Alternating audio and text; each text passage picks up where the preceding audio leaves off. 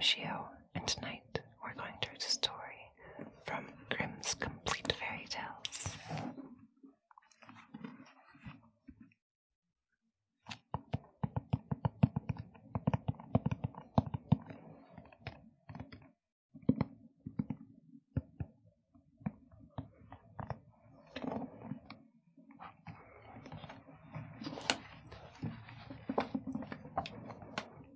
The story is Little Red Cap. Once upon a time, there was a dear little girl who was loved by everyone who looked at her, but most of all by her grandmother. And there was nothing that she would not have given to the child. Once, she gave her a little red cap of red velvet, which suited her so well that she would never wear anything else. So she was always called Little Red Cap.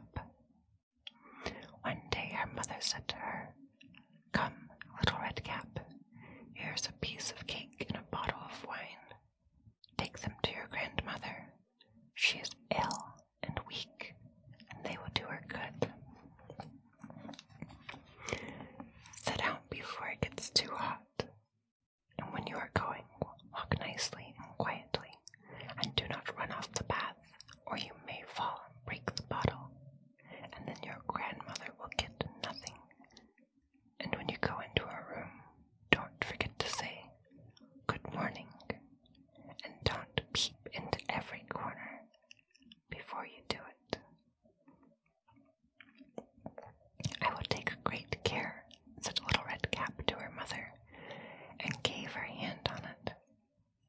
The grandmother lived out in the wood, half a league from the village, and just as Little Red Cap entered the wood, a wolf met her. Red Cap did not know what a wicked creature he was, and was not afraid of him at all. "Good day, Little Red Cap," said he. "Thank you kindly, Wolf. Where do you go so early, Little Red Cap?" "To my grandmother's." "What have you got in your apron?" "Cake and wine. Yesterday was baking day, so poor sick grandmother is to have something good to make her stronger." "Where does your grandmother live, Little Red Cap?" "A good quarter of a league farther on in the wood. Her house stands under the 3 large oak trees. The nut trees are just below. You surely must know it," replied Little Red Cap. The wolf thought to himself, "What a tender young creature! What a nice, plump mouthful! She will be better to eat than the old woman. I must act craftily as to catch them both."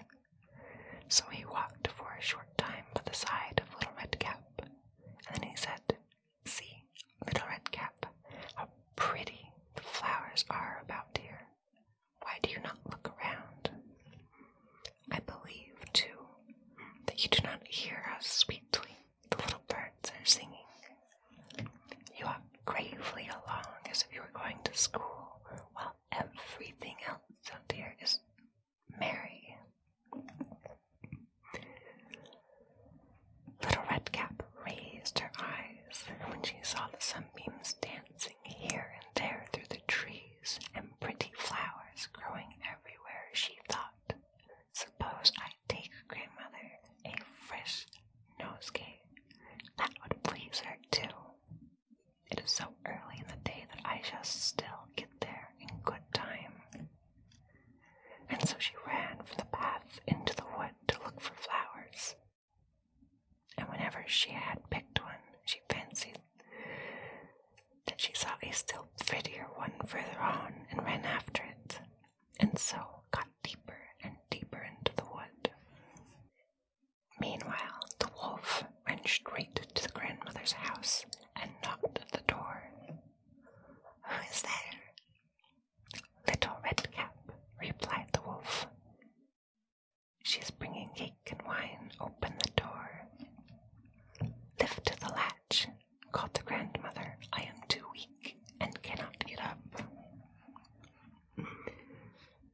wolf lifted the latch and the door flew open, and without saying a word he went straight to the grandmother's bed and devoured her. Then he put on her clothes, dressed himself in her cap, laid himself in bed, and drew the curtains. Little Redcap, however, had been running about, picking flowers, and when she had gathered so many that she could carry no more, she remembered her grandmother, and set out on the way to her. She was surprised to find the cottage door standing open, and when she went into the room, she had such a strange feeling that she said to herself, "Oh dear, how uneasy I feel today, and other times I like being with grandmother so much." She called out, "Good morning," but received no answer, so she went to the bed and drew back the curtains.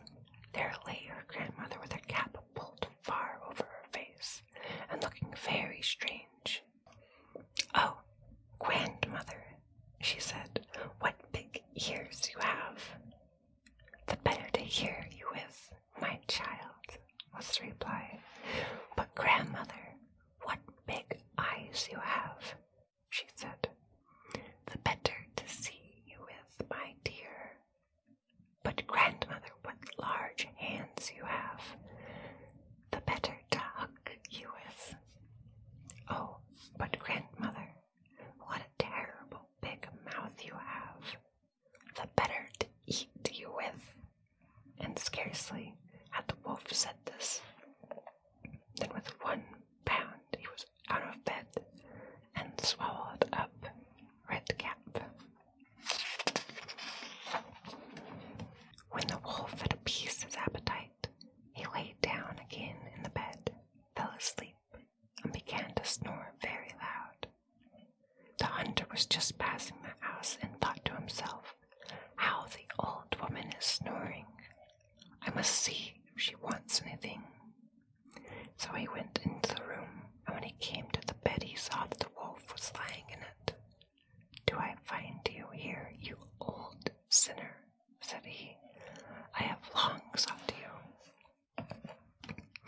Then just as he was going to fire at him, it occurred to him that the wolf might have devoured the grandmother, and that she might still be saved.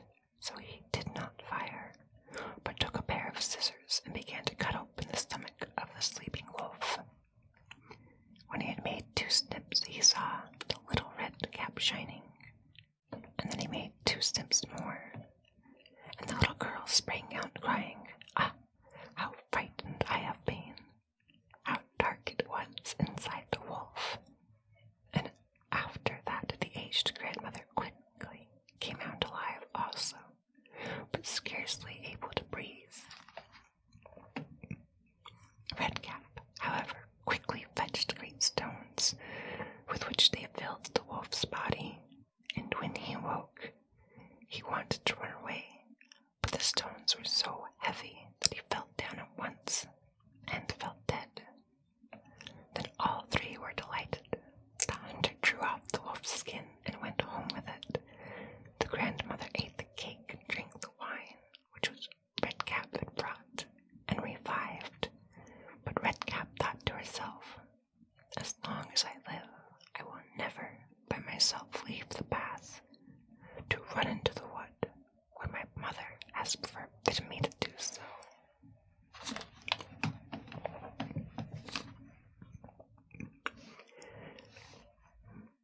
It is also related that once, when Redcap was again taking cakes to the old grandmother, another wolf spoke to her and tried to entice her from the path.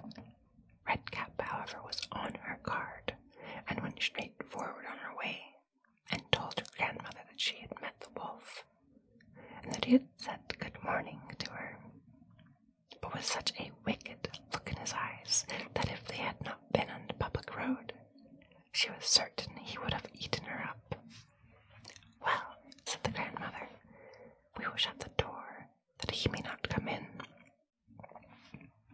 Soon afterwards, the wolf knocked and cried,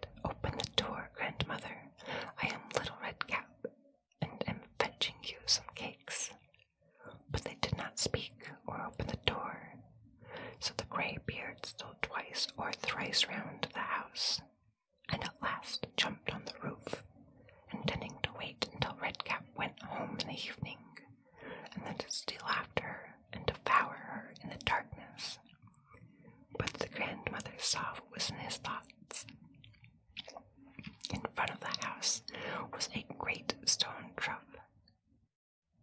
So she said to the child, "Take the pail, Redcap. I made some sausages yesterday.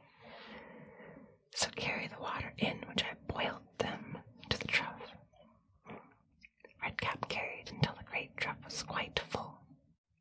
Then the smell of the sausages reached to the wolf, and he sniffed and peeped down, and at last stretched out his neck so far that he could no longer keep his footing and began to slip, and slipped down from the roof straight into the great trough, and drowned. But Redcap went joyously home, and never did anything to harm anyone. Thank you for listening, friends. I hope you enjoyed the story as much as I did. Sweet dreams, and stay cute.